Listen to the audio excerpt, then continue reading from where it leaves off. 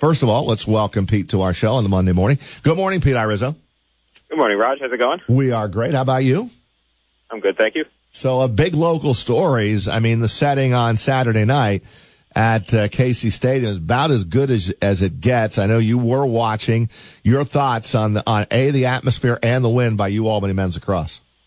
Yeah, first of all, I couldn't believe during the week when I saw how quickly the tickets were selling. When I found out they had a home game, I thought they do reasonably well. I thought there'd be 3,000, maybe 4,000 people there. I couldn't believe the way the lacrosse community was really embracing the fact that the game was here and buying up tickets all week long. And then when I saw what the weather forecast was going to be, I said, boy, they sold 6,500 seats, and I wonder how many of those people are actually going to be there.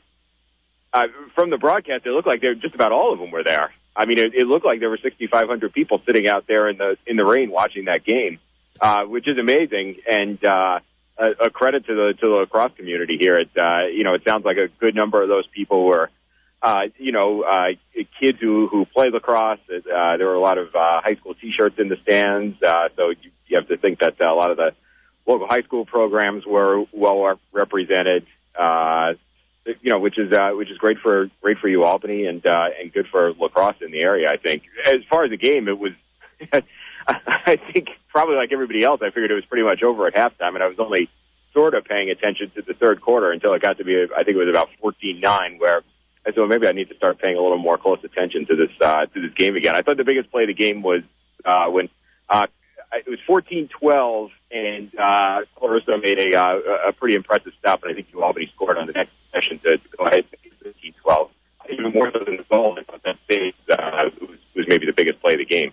Yeah, I mean that one, and then I thought there was a big save too down the stretch in that one. But I agree with you. I knew that there was a lot of tickets sold. I didn't know how many of those people would actually brave the elements because it wasn't like a warm night. It was,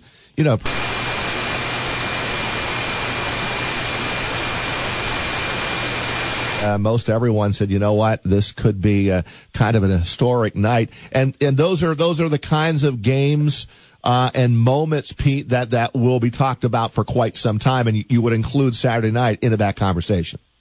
Absolutely. I think if you were there Saturday night, anybody who sat out in the rain during that game, that'll be one of those things where 10 years from now, you'll be saying, boy, can you remember that night we sat out in the pouring rain and watched Albany lacrosse knock off the defending national champions, and for the school too. I think you look at the Division I history of their athletic program. I think that has to be right up there as one of their top moments is winning an NCAA tournament game, and I think the conditions that they played in and the number of people that were there just sort of adds to the mystique of the whole thing.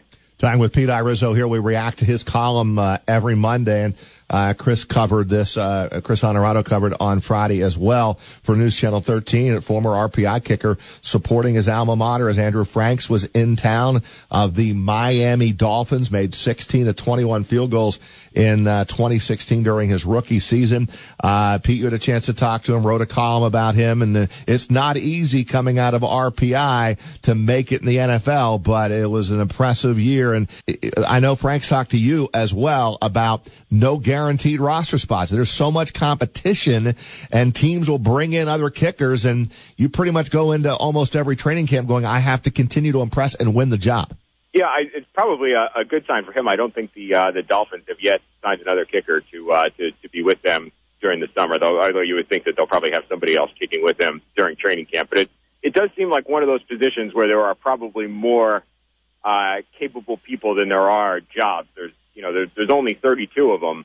I asked him about that, and Chris, I'm sure you did too. And he said, I kind of chosen not to live every day worried that the next phone call is going to be the Dolphins calling to tell me I don't have a job anymore. Even though that may be the reality, he said I kind of look at it like for right now, I'm one of the lucky 32 people in the world who gets to do this, and I'm just going to embrace that and enjoy it for however long it lasts, and hopefully it's a long time, as opposed to constantly thinking about how I have to make the next kick or I'm not going to have a job anymore.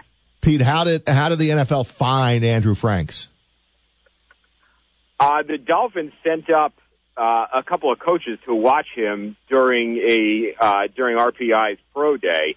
The funny thing is, he told me it was kind of Chris, he may have told you the same story. He said that he didn't first start thinking about the NFL till after his sophomore year. There was a kicker in the Canadian Football League by the name of Justin Medlock who happened to be in town. His wife is a pro golfer, and I think she was here for the Symetra Tour, so he was in town with her for a week and had made arrangements to work out at RPI while he was hanging out. And so he asked at RPI, "Who's your kicker?" And they gave him Andrew's name, and he reached out to him, and it turned out Andrew was around taking classes that week. So they kicked together, and he said at that point, I realized, you know what, my distances are pretty much the same as this guy's, and this guy's been kicking in the CFL for a decade, so maybe I do have a shot at this. And that was when he got more serious about trying to get his own name out there and putting his name sort of on the radar for NFL teams. Before that, he was fully intending on putting his biomedical degree to good work, and he always wanted to have a job building prosthetic limbs. Well, if it doesn't work out in the NFL, he certainly he'll make a lot of money somewhere. That's for sure. Yeah, that's not a bad thing to fall back on. I wouldn't think. I'm always impressed when I see these guys who are able to play Division I sports and have a major like that. I'm not sure I could have survived a major like that without playing Division I sports. And the guys who are able to play Division I sport and succeed in a major like that, I'm just always extremely impressed. Well, the Miami Dolphins will get a lot more coverage here in the Capital Region now on all on the local television affiliates, and local newspaper with yourself and the Times Union. Thanks to Andrew Franks, that is for sure. And RPI gets a nice little hit as well. So it's all good. Nice column as always, Pete, and we'll look forward to next Monday at this time. So, all right, thanks guys. I appreciate it. Thank you, Pete.